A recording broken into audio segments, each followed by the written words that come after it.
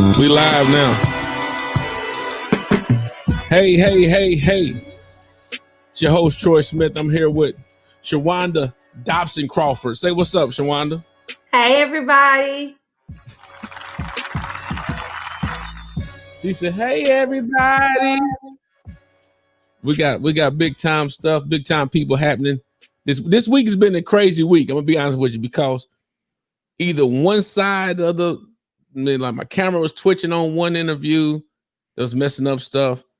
The other side may not have strong signal. So it's always been something, you know what I'm saying? But I'm just glad that regardless, the devil ain't going to stop me. It doesn't stop anything. Doesn't stop anything or anybody. That's right.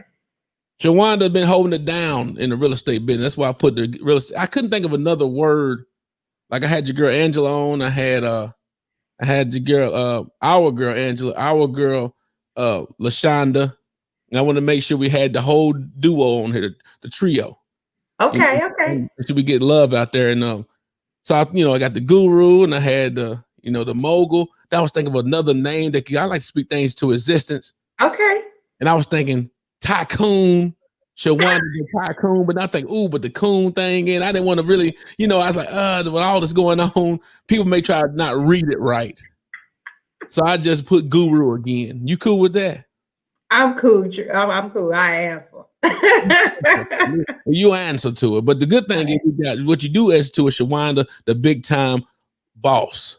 No. She may be small, but she actually big time boss, man. No. Go to the night lounge. What did you say? Light lamp? Noti lounge. Oh, thank you for having me here on the Noti lounge. I really appreciate the invitation. Right. Do you see it at the top? Don't you tell me we have a delay?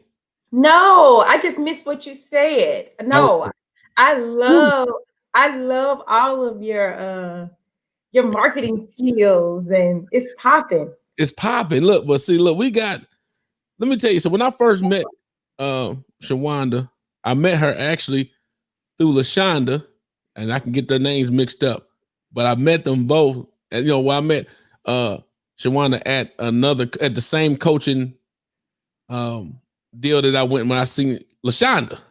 And she said, I want you to meet my girl, Shawanda. She's also in the business as well as real estate. I'm like, oh, really? And I'm thinking you're going to tell me you've been in the business, a couple weeks, maybe 2-3 years. And she said, no, I've been doing it for 18 years. 17, 15 at that time. I'm like, hold on a second, how old are you? Because you look at her, you think she's probably about 15. So, I had to make sure that I said, okay, she actually is vetted. She in the business for a minute. Tell us, Shawanda, why'd you get into real estate in the first place? So I got into real estate because my daughter's father had purchased a home, and I learned that you didn't need any money. Like literally at that time, you needed no money. He got his earnest money back that he spent. So I knew that our community did not know that you could purchase a home with little or no money down. So I wanted to educate my community to let them know that money didn't have to be the reason why I couldn't buy a house. If you were not credit worthy, whether it took us 2 months to get your credit together or whether it took us 2 years, I knew that I can connect them with the right people to make that happen, where they could become homeowners. And that's what I did. So that was in 2002. I was in nursing school at the time and knew that I would only work 3 days a week once I graduated from nursing school. And I felt like I could do them both. And I did. Now 3 days, but who you say that you noticed got a house with no money down? My daughter's father. Your daughter's father. Now, of course, that was back in the day when you just had to be breathing. 2002. I said back then. Because 2002, all you had to do was have a post. So today you gotta have a little bit, but you gotta have a little something. But it's still a myth. People still think today that you have to have 20% down, and that's not the case. So just educating that, empowering, and helping people come up with plans. Again, with action steps to get them to the end table. Yeah. So the thing is, though, you mentioned the key thing that people can skirt over that right now. and well, skirt over that deal. But the fact that you was in nursing school, you're actually a qualified nurse. I have a bachelor of science in nursing from the Tennessee State University. Hey, go on with it. All that. But the fact is, though, did they not call you out of retirement with the corona thing going on? Did they say, hey, will you come over here and be a nurse today? Let me tell you, even in not corona, my last career, in full-time career, I was a nurse manager. And so I still, from time to time, month to month, whenever I talk to my old boss, she asked me, will I come back? And what you tell her? No. No, we're not talking about that today. We're talking real estate. Got it. But you got into real estate because your daughter's father buying a house, no money down. Did you get like, oh man, did you go get a house too because you just need to be breathing or what? No, it was a few years later. Like literally, that was probably 99. So this was 2001. 2 years later, I'm sitting in class and just had this aha moment. And yeah, so no, I was too young. I was 18. So yeah, I was too young. But you figured out I'm gonna help people learn about in the house. Now, what's the misconception people have? Well, you just said it. People think you don't have to have any money. Some people think you got to have a lot of money, but then also it's a misconception. People think you got to have no money, especially in today's time. That was the past. 2002, 2008 happened, 2007. We learned that, you need to have a little bit because people were getting in deep water, loans and getting houses with no money down and all that. So the newest misconception, because we know about those past two, the newest misconception that I'm hearing is that people think that first-time home buyers automatically get some type of funds or get help, if you will, just because they're a first-time home buyer, that they get qualified for all these awesome benefits. And that is not the case as of today in the end of 2020, because I don't know when someone may watch this. And so they think that they automatically can get closing costs paid for by the government or whatever.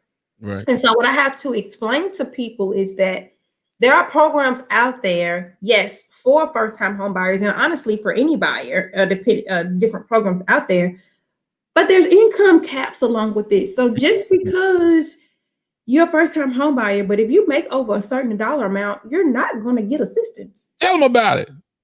You're not. From the government. You're not going to get a grant, at least in Tennessee anyway. They're income caps. It's not an automatic. Right. But see, oftentimes too, they got to understand you get those monies and those plans because they want you to be almost literally poor. Like very low income. Now, I ain't say poor, but very low income where you cannot get certain things like food stamps. We're not going to get into all that. Let's keep it all general. Get into all this stuff. But the fact is that there is a misconception that people automatically think that they can get it because someone else got something. What do you say to those people that say, well, my cousin got it? So honestly, I always share with my clients or potential clients that programs change over the years.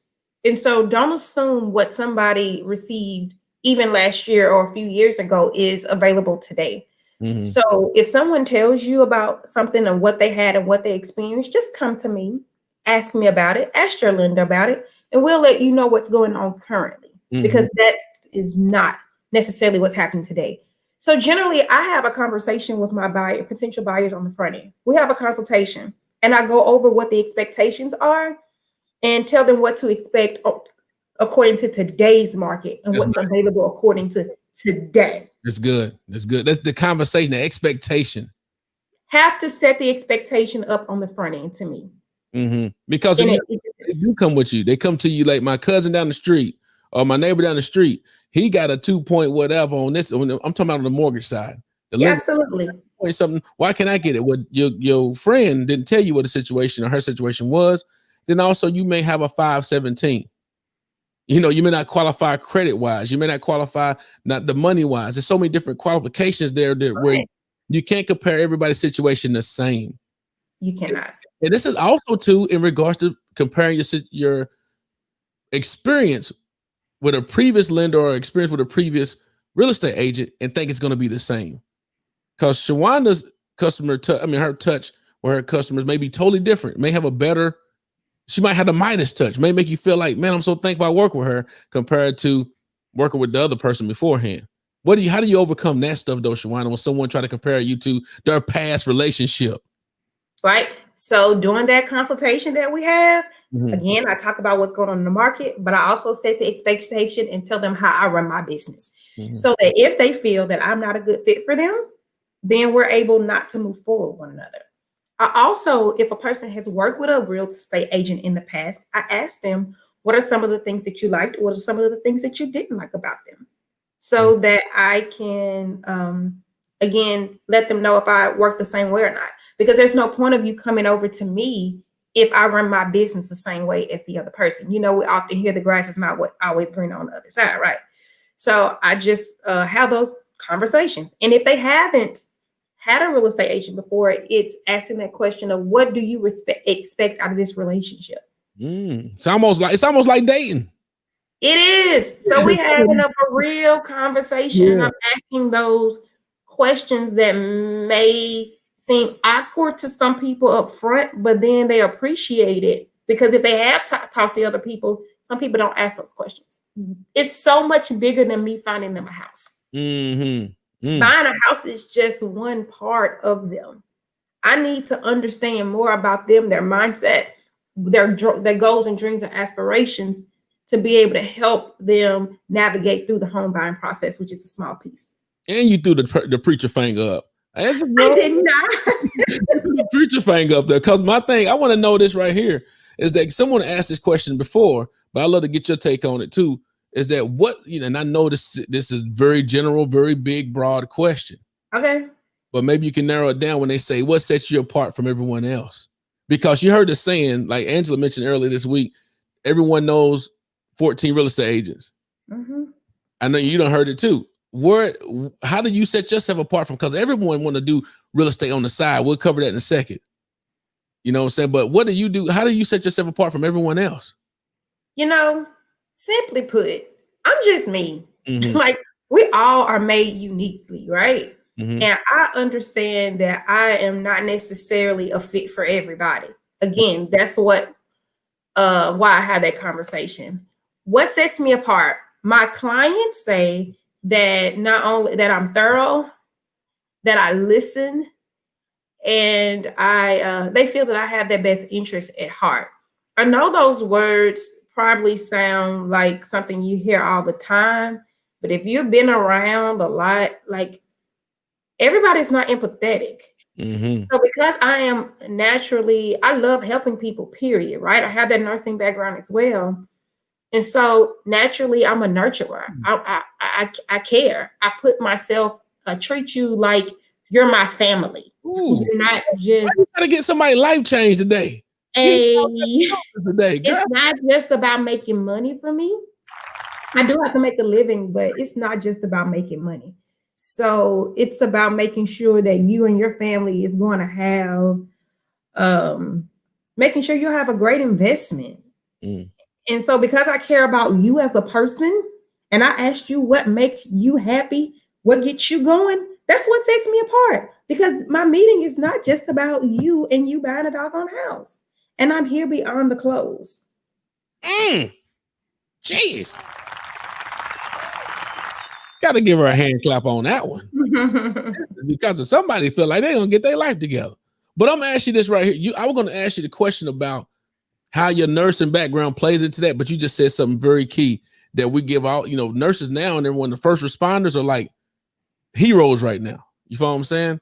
And you said I treat you like you one of my own family, like my nursing background. Like, wow, that goes surpass all other understanding. You follow what I'm saying? So how does that play in? I mean, go into deeper detail with that though. You said, like, I treat you like one of my own. Like when you used to be a nurse manager, you done seen people probably pass away. You done see people get really sick. You done see people come back to health. And it's more than money at that point. You're there for the calling. How does that play you fully into your actual real estate game of, give us a story or an example of something like when you change somebody's life, like, wow, man, she took 10 to 11 care on that, TLC on that one. I know it's like an industry for real, ain't it? That's a job. Yeah, right. I know. I think because we take for granted sometimes, because I do this on a regular basis and it is a calling for me, I sometimes forget that it's just natural and I'm a problem solver. So sometimes I forget about the ups and downs or whatever of that particular transaction because I just felt like I'm doing what I'm supposed to do. So let me think about this, where I felt like I changed somebody's or brought them back. Man. And we can always remember that time somebody cussed us out, and you know, we always know them times, but the good times of like, man, someone had a serious situation of thinking, I can't get a house. Had plenty, but I'm trying to think of something particular. Okay, so can I come back to that? Cool, but let's talk about the last deal we just did together. Okay, yeah. Okay, we can talk about the last deal we did together. So that particular couple, when I met them, they were not married, and they were living, but they were living together. And I met them. They were selling. She decided to sell the house, and she sold her house, and she just wanted to get out of debt. And start a new life. And so she used the funds that she made from that house. Oh, I got some stuff for you. But she used the funds from that house to be able to get out of debt. And here we are, like 3 to 4 years later. Now they're married and they were able to buy a house. And so I told you that I interview everybody. I ask these questions.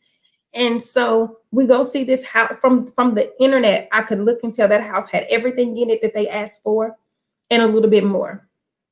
So long story short is we go see this house. We saw one house only. She instantly knew. It took him a minute, but we only saw one house because it had everything in it that they wanted, with the exception of they wanted room to be able to add a shed in the back. The house already had one. They wanted all brick on one level, with the exception of the bonus room. That's hard to find. And have room for a pool. So anyway, that and it went well. Troy meet the deadline of the closing, and the communication was great. And so I want to give you a success story that you thought. So I had a first-time home buyer a few years. It was 3 years ago to be exact. And it was a similar situation. She saw the house online and she said, I know this is it. This house was like $85,000 and it was multiple offers. And she said, I really need to go see it and make sure it's it. We had 2 hours to get our offer in from the time they would allow us to see the property. I had my client to put a letter with the property. My client ended up winning this bid of multiple offers. And the seller said, even though there were other cash offers that they could have yielded them more money, the letter that my client wrote touched their heart. And so she was able to buy an $85,000 condo, 2-bedroom, 1.5 bath, 3 years ago. Fast forward to today, we talk about how home ownership is an investment, but nobody never really explains how and why. Fast forward to this summer, 3 years later, she decides to sell her condo, and that condo sold for $130,000. From 85. From 85, 3 years. Talk about an investment. So she'll be able to use those funds to go on the next house. Somebody explaining the investment to them, not knowing that it's an investment to them. But you just mentioned the key thing though. You're talking about people that's buying.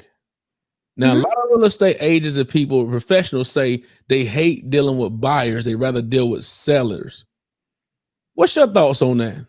First of all, why they think like that? Then also, what's your thoughts on it personally? Okay, the reason why some people don't want to deal with buyers and they rather deal with sellers It's because when you're dealing with a buyer, you're doing a lot of driving around, right? So if you, let's just say, if I have to show property in Clarksville, that's 30, 40 minutes drive there, 30, 40 minutes drive back, plus the time that you're using while you're showing the properties. So some agents look at that time as I could be using that, spending more time with my family or doing something else within my career. So that's the reason why some people would rather work with sellers, because you go out there initially, you don't have to go out there as much to get the property sold. It's more phone calls and follow up that way than actually physically being in the car as much. Right. So it's time consumption. But what's your personal thoughts on that? Does it matter to you? I work with both. And it matters to me that I have to work with buyers, because that was the reason why I got into real estate, was for the purpose of home ownership, educating the community. I do want to increase the amount of listings that I have. Yes, I do. But both is for me. And having that balance is because I have my buyers, and then with my sellers, I don't have to do as much driving around. So I'm able to handle both of them. But then they also going to be wanting those sellers become buyers too. So you have to do both. Yeah, some do. Yeah. And definitely have had other success stories this year where people have used their equity to be able to still keep their payment at $1,200 a month from a $300,000 house, because they had so much equity from the first house they bought. And then you also telling them, but you mentioned something that you do on the front end, which is get their full story. People may think you're nosy. They may think, oh, why you need to know all that? But I explain all that. Right. And guess what? Because when they come to me, I'm going to need to know all that. I need to know blood type and everything just about. You know, you have nothing come out the woodwork, then you tell me, oh, I owe taxes over here in, Timbuktu. On your, something else later on, like, hey, well, we got to pay for that. Well, you didn't tell me. You didn't tell me.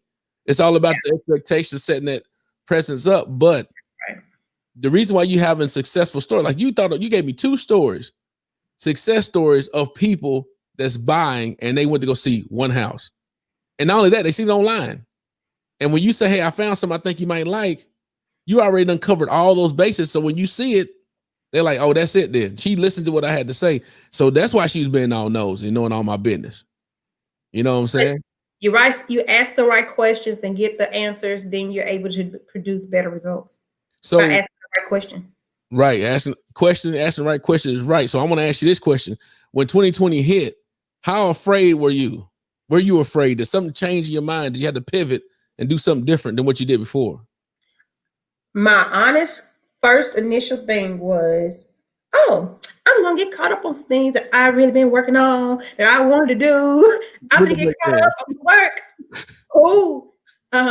Never afraid from an economy standpoint, because I know that God is my provider. Oh. And I'm going to be taken care of. Wasn't scared about that at all. So I'm just like, okay, I'm going to play catch up. When I tell you, it didn't happen. I didn't play catch up because I was out in the streets. Like, they deemed us as being essential workers. So real estate didn't stop. And I was busier this year than ever before. Right. That's what this industry has been booming. Lumber up 40% plus. Real estate been up 14% in Middle Tennessee in general. I think around the nation. It's been the most stimulating time financially for people than they ever experienced before. But what do you say this before we get out of here? What do you say those individuals that think they want to go into real estate because it's booming right now? Now, you've been in it for 18 years. You done seen the cycles come and go. What's your thoughts on that when people say, I'm getting in real estate, girl. I'm going to drop my job over here and I'm going to go get in real estate because I heard the story about whoever. So know your why. Know why you want to get into real estate. Have a conversation with an agent, and I'm open to talking to you to find out what the pros and cons about this industry is, because every industry has pros and cons. And you need to understand, are you okay with those pros, with the cons? We all kind of see what the pros are supposed to be. We see the big house. You see you're not going to work until 12. They think you're not going to work until about 12 or 1. But you probably already been working on the phone and everything else before that. Right. There's a lot of back end. It's so much more than showing a house. So if you're not relational, this is not going to work for you. Oh. If you are not great at follow up, this is not going to work for you. But if you're thinking about getting into this business, I'd say, just know that everybody is not an overnight success. You do have to put in your work. And yes, there are some agents that come in rocking it. I just say start with your database, the people you know, love, like, and trust. Go ahead and start cultivating them, letting them know that you're about to become a real estate agent. Partner them with your trusted advisor, your trusted lender, so they can start working on their credit while you're working on your license. Look at that, getting their stuff together beforehand. And that's how you can come in and start rocking, possibly. Because if you got no customers, in this business, if you don't close, you don't get paid. I can show 15 houses, but if we don't make it to the closing table and they sign off on it, I don't get paid. Right, hold on. Say that what are you going to do in the meanwhile? So say it again. You mean to tell me? Say it again. You mean to tell me you don't get a check if you don't do nothing? No, I'm doing something. I'm out here and I'm going to Clarksville. I'm going to Mount Juliet. All of that. But if they don't sign a house and find it and close and get their deed and get them keys, I don't get paid for that. And I think that's what people miss. They miss the idea of thinking that all that work, you could be driving, you may have listings on your site. If no one is buying or selling and you're on that receiving end of making that happen, you're not going to get anything. Nothing. Absolutely nothing.